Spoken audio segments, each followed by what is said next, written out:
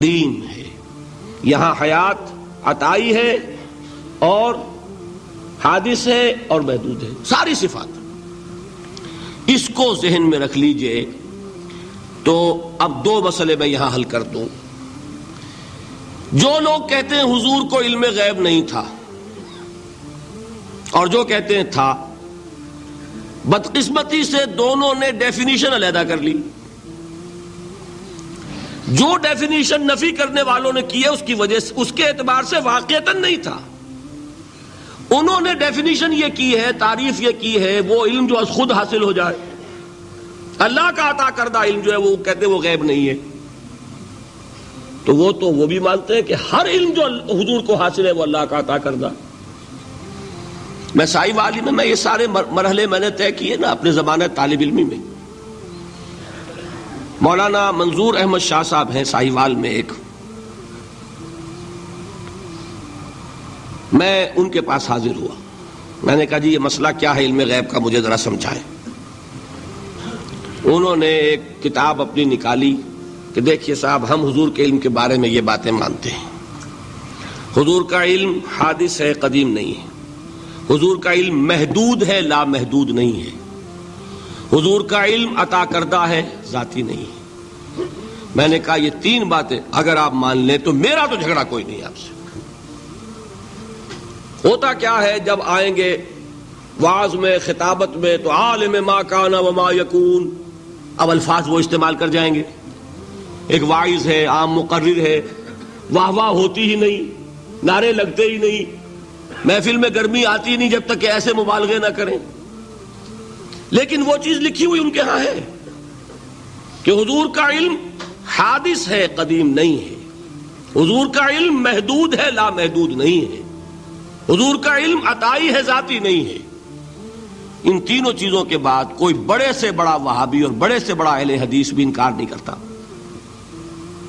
باقی یہ بات جان لیجئے کہ غیب اور حضور یا شہادہ یہ در حقیقت عام انسانوں کے اعتبار سے الفاظ استعمال ہوئے۔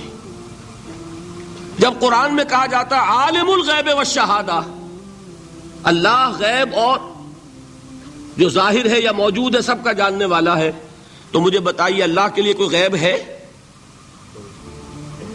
اللہ کے لیے کوئی شے غیب ہے؟ تو کیوں کہا جا رہا ہے عالم الغیب والشہادہ؟ وہ ہمارے اعتبار سے کہا جا رہا ہے، جو تمہارے لیے غیب ہے اللہ اس کو بھی جانتا ہے، اور جو تمہارے سامنے اللہ اسے بھی جانتا ہے۔ اللہ کے لیے تو کل شہادہ ہے، کسی شے کا لا یعزب عنہ مثقال ذرۃ فی السماوات والارض، آسمانوں اور زمین کا ایک ذرہ بھی اس سے غائب نہیں ہوتا۔ غیب کا وجود کیا اللہ کے لیے؟ تو یہ الفاظ مستعمل ہیں ریلیٹو، ہمارے اعتبار سے، اور ہمارے اعتبار سے جو شے غیب ہے اس میں سے ایک حصہ اللہ دیتا ہے نبی کو، تبھی تو نبی بنا۔ فرشتے کو دیکھا، فرشتہ ہمارے لیے غیب ہے۔ جنت دکھائی کہ نہیں دکھائی، ہمارے لیے غیب ہے کہ نہیں ہے۔ دوزخ کا مشاہدہ کرایا کہ نہیں کرایا، ہمارے لیے وہ غیب ہے کہ نہیں ہے۔ جو چیزیں ہمارے لیے غیب ہیں انہی کے پردے اللہ کچھ اٹھاتا ہے، کل غیب نہیں۔ کل غیب کا علم ہو جائے گا تو وہ شرک ہو جائے گا۔ کل کا لفظ جہاں آیا شرک ہوا۔ جب آپ کہہ رہے ہیں محدود ہے، لا محدود نہیں ہے، تو کل کا لفظ استعمال نہیں کر سکتے۔ لیکن غیب میں سے کچھ علم دیا گیا تبھی تو نبی بنا، ورنہ میرے اور نبی میں فرق کیا ہوا پھر؟ البتہ یہ کہ وہ غیب کا علم ہو یا حاضر کا علم ہو، سائنٹیفک نالج ہو یا وحی کا علم ہو، کوئی بھی علم ہو، آیت الکرسی کے الفاظ نوٹ کیجئے، یعلم ما فی السماوات وما فی الارض، وہ جانتا ہے، ولا یحیطون بشیء من علمہ الا بما شاء، مخلوق میں سے کوئی بھی اس کے علم میں سے احاطہ نہیں کر سکتا مگر جتنا وہ چاہے۔ اب یہ بات علیحدہ ہے کہ ہم کون ہے طے کرنے والے کہ ناپیں بیٹھ کر کہ اللہ نے ابراہیم کو کتنا علم دیا، ہم ناپ سکتے ہیں؟ عیسیٰ کو کتنا دیا ہم جان سکتے ہیں؟ تو ابراہیم کا، موسیٰ کا، عیسیٰ کا نہیں ناپ سکتے تو محمد الرسول اللہ کا کہاں ناپیں گے؟ یہ پاگل پن ہے، یہ ہے جو غلطی ہوتی ہے. ہم کون ہے طے کرنے والے؟ اللہ نے اپنے نبی کو دیا جو دیا، بات ختم. کل نہیں کہیں گے، کل کہا شرک ہو جائے گا، ذاتی کہا شرک ہو جائے گا. عطائی ہے، جو دیا اللہ نے دیا، اور کل نہیں دیا، جتنا چاہا دیا. ہے حادث، قدیم نہیں. تینوں چیزوں مان لیجئے تو شرک کا کوئی شائبہ نہیں ہوگا. باقی جہاں ایک طرف قرآن میں وہ آیات ہیں کہ اللہ کے غیب کو کوئی نہیں جانتا، ٹھیک، وہاں یہ بھی ہے کہ لا یظہر غیبہ، لا یظہر علی غیبہ الا من ارتضی من رسول، وہ اپنے غیب پر قابو نہیں دیتا مگر اپنے رسول میں سے جس کو چاہے. یہ دونوں آیتیں قرآن کی ہے کہ نہیں؟ اسی لیے در حقیقت جو غیب کی نفی کرتے ہیں حضور سے، وہ کہتے ہیں کہ از خود معلوم ہونے والی شے غیب ہے.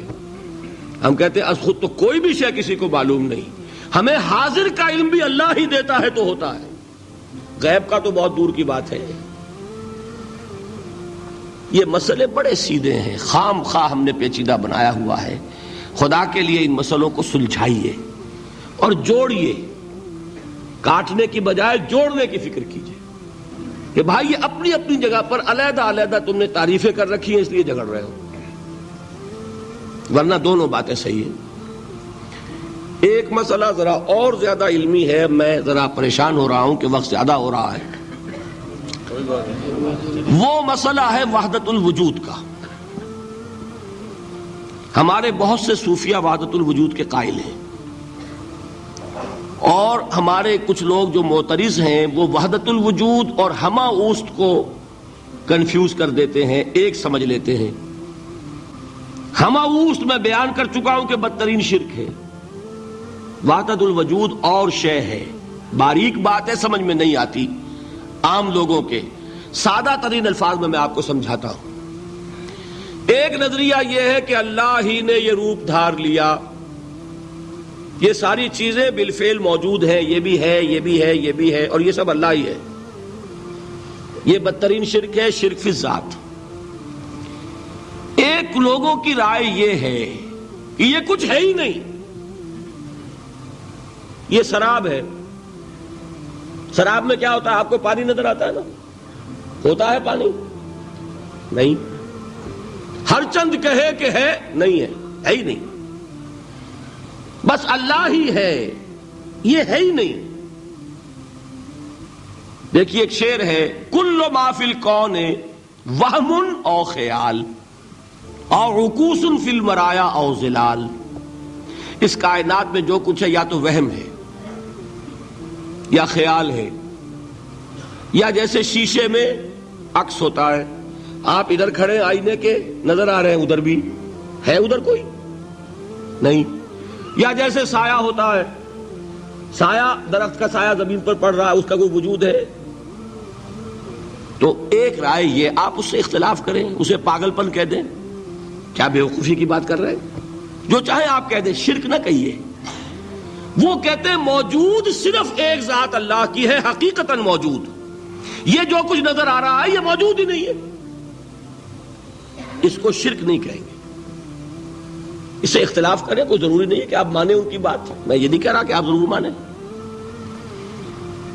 شیخ احمد سرہندی رحمت اللہ علیہ نے اسے سمجھایا ہے اس کائنات کی حقیقت کیا ہے، ایک مثال سے. ان کے نظریے کو وحدت الشہود کہتے ہیں نا، وحدت الشہود، وحدت الوجود. شاہ ولی اللہ دہلوی نے فیصلہ کیا ہے کہ دونوں میں باریک سا فرق ہے، کوئی فرق نہیں ہے، تعبیر کا فرق ہے. وہ مثال دیتے ہیں کہ دیکھیے ایک مشعل لیجئے. مشعل کیا ہوتی ہے؟ ایک لکڑی ہے، اس کے ایک سرے کے اوپر آپ نے کپڑا وغیرہ باندھ کے تیل ڈال کے آگ لگا دی. شعلہ جوالا ہے، ایک شعلہ، ٹھیک. وہ فرماتے ہیں کہ اس کو تیزی کے ساتھ ایک دائرے میں حرکت دیجئے، آپ کو آگ کا دائرہ نظر آئے گا؟ دیکھنے والے کو نظر آئے گا کہ نہیں؟ کیا دائرہ فی الواقع موجود ہے؟ بات ثابت ہو گئی کہ نہیں ہے، نظر آ رہا ہے. یہ فرماتے ہیں حضرت مجدد، ای الصنعت باری تعالی است کہ معدوم را موجود می نمائند، یہ اللہ تعالیٰ کی صنائی ہے، خلاقی ہے کہ جو شے ہے نہیں اس کو دکھا دیتے ہیں کہ ہے. جیسے آپ نے آج سی دائرہ دکھا دیا ہے نہیں، اس کائنات کا کوئی وجود نہیں. میں پھر عرض کروں گا آپ اس سے اختلاف کریں.